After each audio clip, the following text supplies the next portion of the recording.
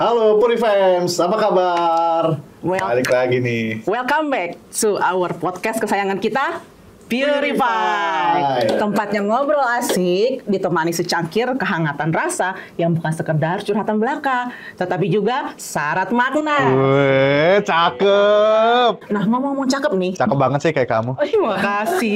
Kita berdua sebenarnya kan kalau cakep ya kan. Kita juga kayaknya udah senada nih cakepnya nih. Iya. Ya kan? Ngomong-ngomong tentang cakep nih ya. Topik kali ini juga cakep nih. Apa tuh? Kak Charles. Nah, karena kan topik yang sebelumnya nih, edisi podcast yang sebelumnya nih kita tuh udah ngobrolin tentang cerita, pengalaman dari teman-teman kita, ya tentang berbagi lah ya curhatan teman-teman kita. Nah, kalau yang kali ini nih, topiknya nih, ini nih lebih agak serius, tapi boleh kita bawa santai lah ya. Nggak kaleng-kaleng topik kali ini nih, karena narasumbernya Dua orang kesayangan kita nih dari GKI Puri. Jadi hari ini kita akan bahas salah satu momen khusus di liturgi kita, ya, yaitu tentang perjamuan kudus. Tapi kalau kita yang ngomongin, kita gak kurang kompeten lah gitu ya. Iya juga. Oleh karena itu ya. kita ngundang dua jagoan nih dari GKI Puri. Betul, yang bukan Yaitu jagoan neon, bukan jagoan neon tentunya. Pak Pendeta Edwin dan juga Pak Pendeta Cipto. Pak Cipto. Apa kabar Pak Edwin, Pak Cipto? Puji Tuhan, baik. Baik, kasih. Untuk mulai kita boleh tos dulu lah ya. Tos dulu lah. Tos dulu nih. Biar frekuensi relax. relax kita. Biar ada suara seruputnya ya. Seruput dulu. Pakai ya. Kopi Pure buatan fans. Pak Edwin. Luar biasa. Nikmat. Nah, Oke. Jadi Pak Cipto, Pak Edwin, terima kasih sudah datang ke podcast Purify. Sama-sama. Kita ngundang karena kita dengar suatu wacana nih. Katanya di GKI Puri akan diadakan perjamuan kudus sebanyak 6 kali. Apa benar, Pak? Jangan dijawab dulu, jangan dijawab dulu. Stop dulu. Jadi nanti dijawabnya nanti di akhir aja. Kalau teman-teman, Bapak Ibu yang mau denger infonya, itu harus nonton sampai habis dan subscribe dulu. Biar penasaran tentunya. Nah, untuk mulai podcast kita hari ini, aku mau tanya-tanya dulu nih. Nanti yang jawab Pak Edwin atau Pak Cipto bebas ya. Untuk mulai, aku mau tanya dulu nih, Pak Cipto, Pak Edwin. Apa sih sebenarnya makna dari perjamuan kudus itu sendiri? Silakan Pak Cipto atau Pak Edwin. Senior dulu. Wah, biasa kocip ya biasanya. Ya, jadi perjamuan kudus itu sebuah momen untuk kita bersama-sama bukan hanya mengenang, tapi mengingat tentang kematian Yesus di kayu salib, Kak. oke. Pada saat kita makan roti, kita diingatkan bahwa tubuh Yesus itu memang diserahkan bagi keselamatan kita. Oke. Darah Kristus yang tercurah itu dicurahkan supaya kita juga diselamatkan. Jadi kita perlu untuk mengenang dan mengingat. Maknanya tuh Mengenang dan dalam mengingat. banget ya. Iya. Nggak boleh main-main ya Pak. Kalau Nggak ikut boleh. perjamuan kudus ya. Betul. Tadi ada kata mengenang dan mengingat. Yang ada tadi simbolisnya ya Pak ya. Iya. Disimboliskan dengan si roti dan Air anggur. Air anggur itu. Nah, ada lagi yang sebelumnya yang mau ditanyakan tentang perjamuan kudus? Udah itu dulu. Udah, itu dulu. Kamu mau tanya apa nih ke Pak Cipto sama Pak Aku Edwin? soalnya mau nanya nih Jangan pertanyaannya. aneh-aneh nanyanya. Dia mah suka aneh. Justru. Ini kan tadi kan di-spill sama Pak Cipto itu kan ada roti sama anggur. Nah, kenapa sih Pak kalau misalkan di GKI ya atau enggak ya, pada umumnya itu harus pakai roti sama anggur? Boleh nggak ya kalau misalkan roti sama anggurnya itu diganti rotinya sama singkong gitu Pak, buat kearifan lokal kan mungkin misalnya, atau kalau anggurnya diganti sama coklat hangat atau teh manis gitu Pak yang nggak asem gitu. Kalau anggur kan mungkin ya ada manis asemnya sih gitu ya Pak. Kenapa tuh Pak? Iya, maunya sih gitu ya, enak ya. Tapi secara teologis nggak benar, karena memang kita bersama-sama mau mengingat tentang coklat ataupun apa tadi? Teh itu memang kan itu makanan atau minuman biasa. Artinya bahwa memang yang mau kita fokuskan kepada bagaimana kita mengingat dengan tubuh Kristus disimbolisasikan dengan roti. Dan roti sendiri sebenarnya punya makna yang begitu luas dan banyak di dalam Perjanjian Lama. Yesus sendiri mengatakan, "Akulah roti kehidupan." Seperti itu. Demikian juga dengan anggur. Anggur juga punya makna yang dalam. Jadi ya kita sama-sama diingatkan ya nggak boleh sesederhana itu dan memaknai tentang roti dan anggur lalu diganti dengan makanan lain. Seperti singkong ya, Pak. Singkong ya, Pak. Singkong. Oke, soalnya kan kadang-kadang saya cuma mikir aja nih ya Pak ya, kalau misalkan nih saya lagi di pedesaan gitu Pak, yang lagi nggak ada roti nih Pak, gitu kan. Terus habis itu mungkin gereja situ tuh lagi kekurangan gitu Pak, rotinya Pak, bisa nggak diganti singkong gitu Pak? Ini logika saya aja Pak, orang awam gitu. Ya sebenarnya sih bisa saja, tetapi tidak sesederhana itu tiba-tiba nggak ada lalu diganti aja dengan singkong atau ganti dengan getuk gitu loh. Kita akan mengambil dengan istilah kearifan lokal, tapi cari dulu gitu loh, sehingga kita betul-betul menemukan dan kita betul-betul menghayati arti yang sesungguhnya. Oke, ya benar-benar. Setidaknya diusahakan dulu supaya mendekati dan tidak bergeser maknanya gitu. Betul, ya, dan tidak murahan. Itu dia keyword kata kunci. Tidak dianggap sepele ya, Pak. Betul. Tidak disepelekan teman-teman Purifams. Oke. Nah, selanjutnya aku mau tanya ke Pak Edwin nih. Nah, Pak Edwin, aku mau tanya, kalau orang gak ikut perjamuan kudus itu dosa nggak sih, Pak? Kalau bicara dosa atau tidak, sebenarnya bukan kita yang menentukan. Gitu ya. Perjamuan kudus ini kan momen tadi yang Coach Cipto sampaikan, momen kita mengenang, ya, mengenang dan mengingat pengorbanan Tuhan Yesus di atas kayu salib. Jadi ketika seseorang, saya nggak mau ikut perjamuan kudus misalkan, itu kan haknya dia, ya. Tetapi kita sebagai gereja itu harus mendalami, kenapa? Ya. Kalau misalkan saya masih punya kebencian sama seseorang misalkan, sehingga karena ada ganjalan, saya nggak mau ikut perjamuan kudus. Nah ini kan harus didalami. Kenapa? Jangan membiarkan kebencian itu larut. Ya. Sehingga justru dengan kita mempersiapkan diri mengikuti perjamuan kudus, ya seharusnya kita juga siap untuk berdamai. Ya, berdamai dengan diri, berdamai dengan sesama, bahkan berdamai dengan Tuhan. Oke. Disitulah kita dipersiapkan. Karena itu kenapa kita ada istilah sensura morum. Oke. Ya, jemaat 3 hari minggu berturut-turut dipersiapkan.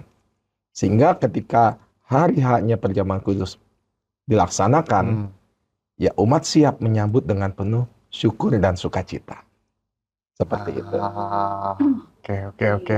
Menarik ya. Jadi emang kita tuh harus mengkhususkan hati kita untuk siap menerima perjamuan kudus. Gitu ya, Purifams. Iya benar tuh Purifams, itu yang perlu diingat. Berarti sebelum kita perjamuan kudus pun kita juga perlu melakukan persiapan hati ternyata ya. Nggak cuma sekedar datang atau kan ada sensura morum, besok perjamuan kudus, ya udahlah ritual kayak biasa. Jadi sebenarnya itu ada makna yang lebih dalam dari sekedar ritual belaka aja tuh ya Pak. Oke. Wah kita diingetin lagi nih berarti Purifams nih akan satu lagi makna dari perjamuan kudus, yaitu kalau kita sebelum melakukan perjamuan kudus kita harus mempersiapkan hati kita. Oke. Nah ngomong-ngomong tadi nih Pak Edwin ngomong sensura morum, ya kan? Sensura morum itu kan biasanya kan kalau misalkan penatua di gereja itu akan bilang adakah yang masih mengganjal semacam itu ya Pak, maksudnya intinya yang hubungan dengan keluarga, dengan teman atau dengan kerabat lah gitu, ya kan?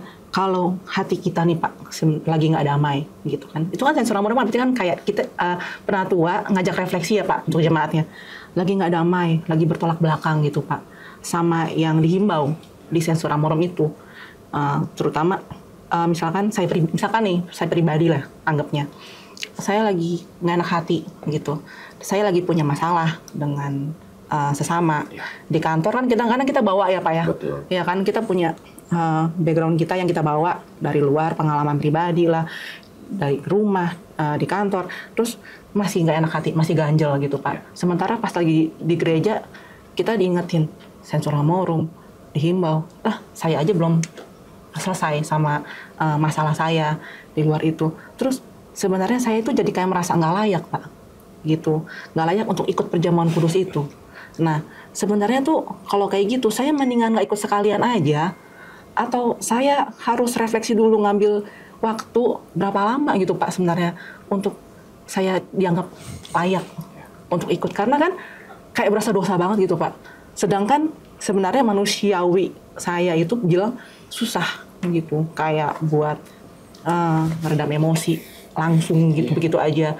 Apalagi kalau misalkan orang yang kategori baperan ya Pak ya, kita kan nggak bisa ada yang baperan, ada yang cepat redanya Pak. Kalau yang baperan itu kan kadang butuh waktu lama tuh Pak. Nah itu gimana tuh Pak cara solusinya biar menyebatani supaya kita berasa kita benar-benar dilayakin gitu Pak. Ya bicara layak atau tidak, setiap kita nggak layak. Ya, siapa yang layak? Nggak ada yang layak. Kita datang kepada Tuhan nggak ada yang layak. Karena apa? Kita semua manusia yang berdosa. Ya, tetapi ketika kita mau merendahkan hati kita di hadapan Tuhan, mengakui segala dosa kita. Ketika bicara, ya kita juga punya masalah. Setiap orang pasti punya masalah. Tapi bagaimana ketika 3 hari Minggu berturut-turut kita dipersiapkan? Bahkan kalau kita lihat di dalam formulasi liturgi perjamuan kudus, kita pun dipersiapkan sebenarnya. Sebelum mengambil roti dan air anggur itu. Ya. Tentang bagaimana hubungan kita dengan suami, istri, ya kan? Saudara-saudara dan lain sebagainya. Itu kita sedang dipersiapkan. Artinya 4 kali kita dipersiapkan. Nah, kalau kita merasa tidak layak, jangan-jangan kita mempersiapkan dirinya dadakan. Itu dia. Aku langsung tadi tersentak loh, dadakan. Jangan-jangan selama ini bisa jadi aku terkadang kayak gitu juga. Gitu. Menyambut Tuhan tuh masa dadakan ya? Nah, iya. Nggak boleh dadakan. Gitu ya. Jadi kita siapin, tadi berapa Pak? 3 minggu berturut-turut? Bahkan 4 kali. Bahkan dengan 4 kali. hari H-nya. Sebelum kita ambil roti dan anggur itu kan memang ada pertanyaan-pertanyaan yang perlu kita renungkan. Iya. Jadi pertanyaan itu benar-benar harus kita hayati ya Pak ya. Jangan pada saat kita dengar dari penatua ngomong, cepetan kayak selesai, aduh udah mau ada makan mie ayam nih di depan, lama banget sih gitu. Jadi karena itu tuh benar-benar kita harus mempersiapkan hati kita seutuhnya untuk Tuhan. Betul. Gitu ya Pak ya. Ya, sebenarnya 2 hari Minggu kita diberikan kesempatan untuk mempersiapkan secara pribadi. Karena persiapan itu tertulis di dalam warta jemaat. Oke. Baru yang ketiganya adalah dibacakan oleh penatua bersama-sama. Ya. Dan yang keempatnya di dalam liturgi perjamuan kudus. Yes. Ya. Oke. Aku mau, nih makin tertarik nih aku buat nanya lebih lanjut nih. Aku mau lanjut tanya ke Pak Cipto nih sekarang. Nah, Pak Cipto, perjamuan kudus kan biasanya kita adakan di gereja ya. Jadi jemaat datang ke gereja gitu. Kalau misalkan gini Pak Cipto, ada anggota keluarga kita yang sakit. Ayah kita sakit, ibu kita sakit, istri kita sakit gitu ya. Boleh nggak sih kita ambil roti dan anggur itu, kita bawa pulang, kita kasihkan ke orang anggota keluarga kita itu? Iya, masalahnya bukan boleh atau tidak sih. Sebenarnya ketika bawa roti dan anggur itu untuk apa? Jangan sampai nanti akhirnya diasumsikan, dimengerti roti dan air anggur itu kayak jimat. Kayak jimat. Kalau sudah makan roti, minum anggur, sembuh. Ini yang nggak boleh. Jadi, tapi kadang-kadang juga di gereja kita, ya mungkin karena pemahaman yang kurang, ya ada orang tua yang ketika dia bawa anak gitu ya, anak yang ngerengek minta roti, ya dikasih juga tanpa sepengetahuan penatua yang membagikan roti itu. Nah ini kan sebenarnya nggak boleh, karena memang walaupun roti dan air anggur benda mati, tapi punya makna yang dalam sekali. Jadi nggak boleh sih sebenarnya. Sebenarnya nggak boleh. Nggak boleh. Jadi harus tetap dipersiapkan seperti tadi Pak Edwin bilang. Karena perjamuan kudus itu suatu peringatan peristiwa yang mau mengingatkan kita bahwa Yesus mati betul-betul sebagai bentuk kasih yang mau menyelamatkan dan sungguh-sungguh gitu. Jadi kalau kita mau sungguh-sungguh ya kita juga harus mempersiapkan diri, jangan hanya sekedar bawa lalu berikan selesai sudah. Seperti itu. Oke, berarti ini yang perlu diperhatikan itu adalah sebelum ya tadi ya Pak, sebelum ngambil dengan seenaknya itu. Dan diperlukan adalah sebenarnya balik lagi ke makna dari Roti dan anggur. itu yang dimaknai, yang dihayati kita tuh Iya. sebagai jemaat, sebagai pengikut Kristus tuh yang seperti apa gitu teman-teman si Purifams gitu. Oh ini menarik nih. Berarti saya pikir ya, saya juga soalnya pernah ngomong mikir kayak gitu Iya, Pak. iya. Saya pikir kalau misalkan nanti ya anggota keluarga sakit, kan kasihan ya Pak yang harus Iya, bekerja iya. kan.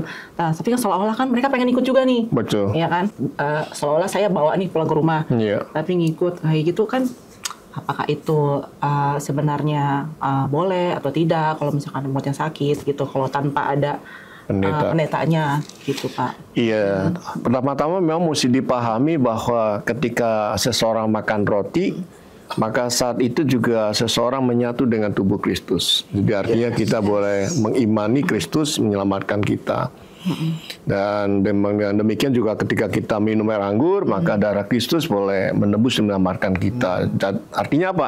Roti dan air anggur benda mati, tetapi menjadi bermakna ketika kita meresponnya. Nah, oleh karena itu memang supaya bisa dihayati dengan baik, maka keluarga ini ya mengkomunikasikan nih ke majelis jemaat, sehingga nanti diatur perkunjungan. Dan itu pun sebenarnya pendeta nggak bisa melayani sendiri tuh. Dia harus ditemani dengan penatua. Kenapa? Ini peristiwa yang mau mengajak kita betul-betul harus menghayati dengan sungguh-sungguh. Oke, ya berarti sebenarnya itu bisa dilayani, tapi itu dengan request juga ya dari keluarga kepada pihak gereja untuk nanti kapan nih akan dikunjungi untuk pelayanan perjamuan kudus.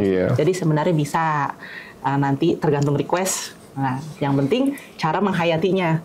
Jadi bukan cuman itu dianggap sebagai kayak jimat tadi ya, benar ya? Iya. Holy Grail gitu. Kayak Ganti obat. Jadi minum obat tetap ya Pak? Gitu. Obat tetap.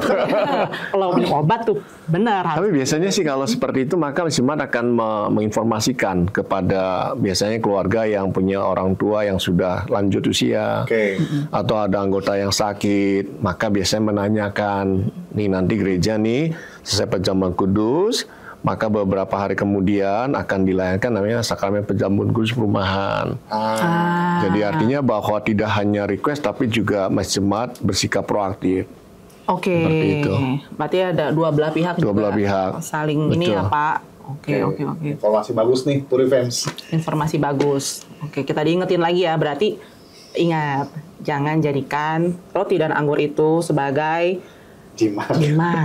Ya kan, karena itu maknanya jauh lebih dalam dari itu. Purifams ternyata mengingatkan kita akan makna penebusan Kristus yang sudah mati buat kita. Oke, saya mau nanya lagi nih satu buat Pak Edwin atau Pak Cipto deh, terserah boleh. Tadi kan Pak Cipto bilang katanya orang tua itu kan harus menghimbau anak-anaknya supaya jangan main asal ambil gitu Pak. Nah, ngomong-ngomong tentang anak-anak nih Pak. Nah, kenapa sih Pak? Ini sebenarnya banyak pertanyaan dari teman-teman pemuda juga gitu. Kemarin waktu lagi KTB juga ada sempat ngobrol, ada yang nanya gitu kan, kenapa sih Kak kalau misalkan anak kecil itu nggak boleh ngikut perjamuan kudus? Katanya gitu kan, kenapa harus nunggu sampai CD? Kenapa harus nunggu sampai pengakuan percaya? Padahal kan sebenarnya mereka juga berhak gitu. Maksudnya sebagai warga kerajaan Allah lah, macam kayak gitu. Gimana tuh Pak penjelasannya? Iya, ini sebenarnya menjadi pergumulan bersama ya Pak Edwin ya di gereja-gereja GKI. Jadi kalau pemahaman sederhananya adalah karena anak-anak dimengerti bahwa mereka belum tahu apa-apa, belum mengerti apa-apa. Jadi diharapkan supaya nanti saja ketika anak itu sudah ikut katekisasi, CD atau baptis. Ini pemahaman sederhana yang beredar di jemaat, di banyak orang GKI. Tetapi dalam perkembangannya juga ke depan akan dipikirkan bahwa anak-anak juga berhak untuk ikut sakramen perjamuan kudus. Nah, tetapi tunggu nanti ada rekomendasi dari Sinode GKI. Mengapa berhak? Karena anak-anak juga menjadi bagian daripada perjanjian keselamatan dengan Allah. Karena itu memang peran orang tua ini penting sekali. Sama seperti ketika orang tua membaptiskan anak, maka biasanya kan orang tua diundang dan ada percakapan gerejawi yang tujuannya adalah bukan sekedar datang memberitahu atau melaporkan nanti anaknya mau dibaptis selesai sudah, enggak, tapi bagaimana orang tua itu boleh mendidik, bagaimana orang tua itu jadi role model iman, bagaimana menjadi pembimbing sehingga anak itu pada akhirnya setelah usia 15 tahun betul-betul mengambil keputusan ya apa yang saya dapatkan dari papa mama itu akan menjadi pemantapan saya mau meneguhkan iman saya. Jadi dari dirinya Diri sendiri, ya, Pak, ya. betul, Bukan betul. dari disuruh orang tua. Betul. orang gitu ya. Betul. Nah ini jadi menarik sih memang tentang perjamuan kudus untuk anak. Tapi untuk sementara ini memang belum final. Artinya bahwa berproses. Sedang didalami dan sampai nanti ada keseragaman yang akan dikeluarkan oleh Sinode GKI. Oke, berarti itu Gitu. memang juga sempat menjadi perbincangan jadi Iya.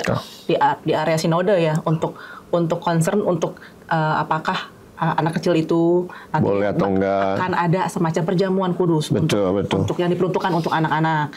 Oke. Dan itu nggak cepat langsung bisa dipraktekkan karena mesti disiapkan ada buku komik buat anak tentang perjamuan itu apa, orang tua juga diedukasi, prosesnya panjang. Jadi diisi informasi betapa pentingnya perjamuan kudus ini ya. Betul, karena memang menyampaikan dan menyampaikan pengetahuan kepada anak-anak, edukasi tentang perjamuan kudus itu juga butuh proses kan, nggak semudah yang kita bayangkan juga gitu kan. Iya sih. Tentunya ya benar juga sih, karena sebagai orang tua pun menyampaikan ke anak-anak aja juga cukup sulit ya Pak. Iya. Apalagi maksudnya dari pihak gereja ataupun Pak Pendeta juga menyampaikannya itu juga butuh teknik yang berbeda Betul, dengan supaya dapat dimengerti ya. mengerti dengan bahasa anak-anak, Betul. berbeda dengan bahasa orang dewasa gitu ya Dewasa. Pak. Oke, kalau misalkan untuk anak-anak ini rentang umur berapa sih yang kira-kira tuh sudah dianggap bisa matang gitu loh Pak, dewasa untuk bisa dilayakan menerima perjamuan itu berapa ya Pak kira-kira? Sebenarnya tadi Coach Cipto sudah menyampaikan bahwa BPMS GKI sendiri sedang menggodok, ya. Tetapi juga kita jangan terkejut ya, bahwa ada beberapa GKI yang sudah melaksanakan ya perjamuan kudus bagi anak-anak. Jadi jangan heran kalau misalkan teman-teman gitu ya, umat jalan-jalan kemana terus datang ke GKI pas lagi perjamuan kudus, loh kok anak-anak boleh gitu ya. Bahkan sebenarnya sudah ada. Ada. Oke, pengetahuan baru nih, saya baru tahu juga. Ini sebenarnya masih menjadi diskusi yang hangat.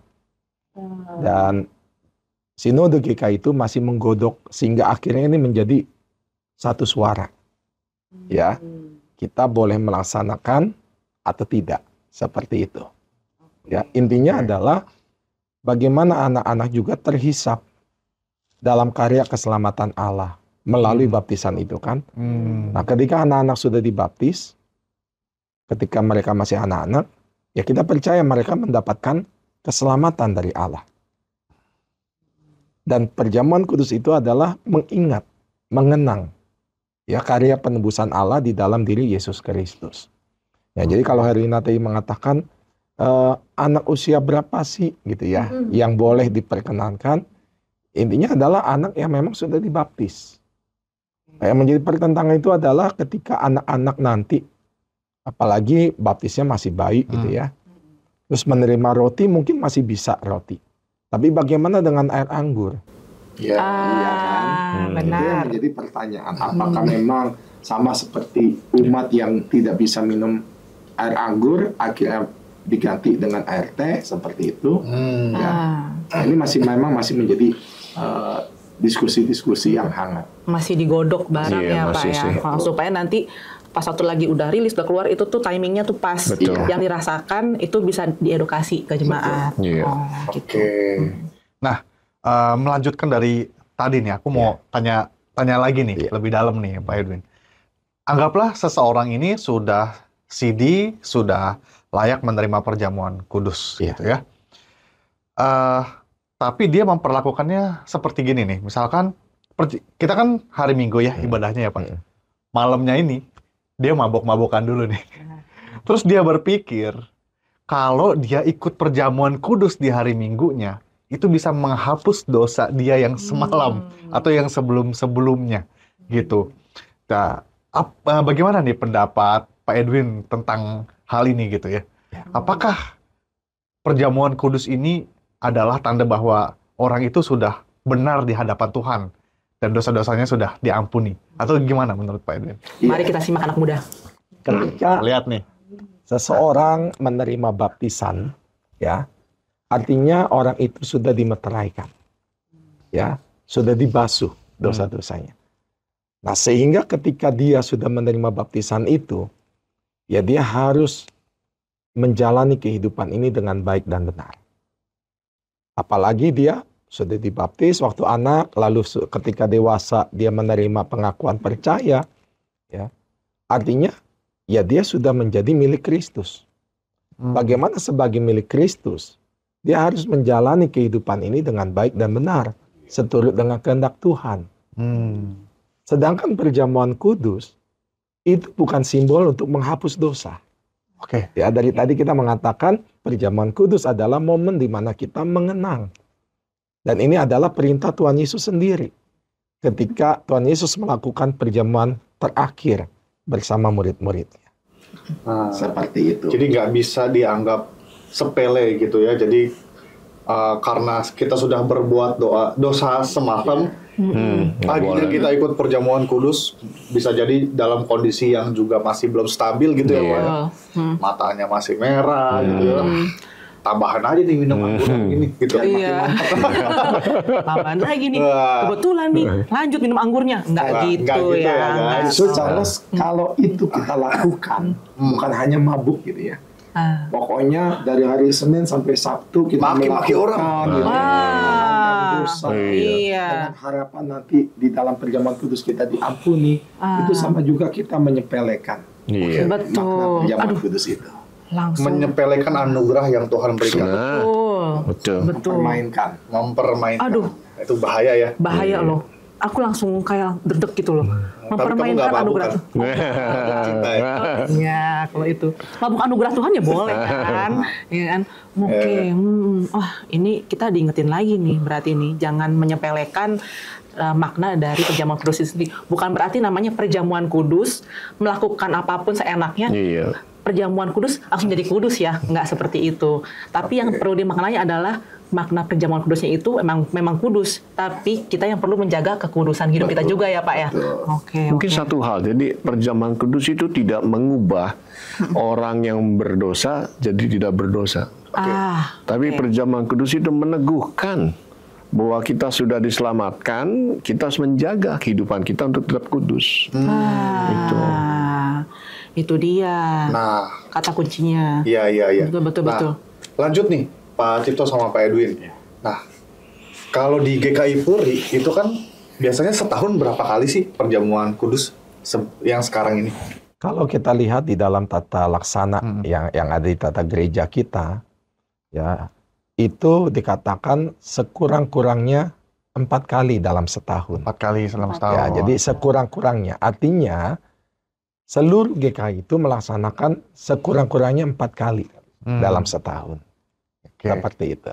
Nah, ke depannya nih ada wacana nih, aku dengar-dengar juga katanya mau 6 kali nih. Boleh dijelasin nggak? Kenapa sih nanti kita jadi 6 kali? Itu dan mulainya kapan? Apakah tahun ini atau tahun depan? Boleh Pak Cito atau Pak Edwin? Kenapa angkanya 6 Pak? Kenapa nggak 7? Lucky 7 gitu Pak. Ada istilah. Atau 8 Pak. Infinite Pak. Tak batas gitu kan. Iya.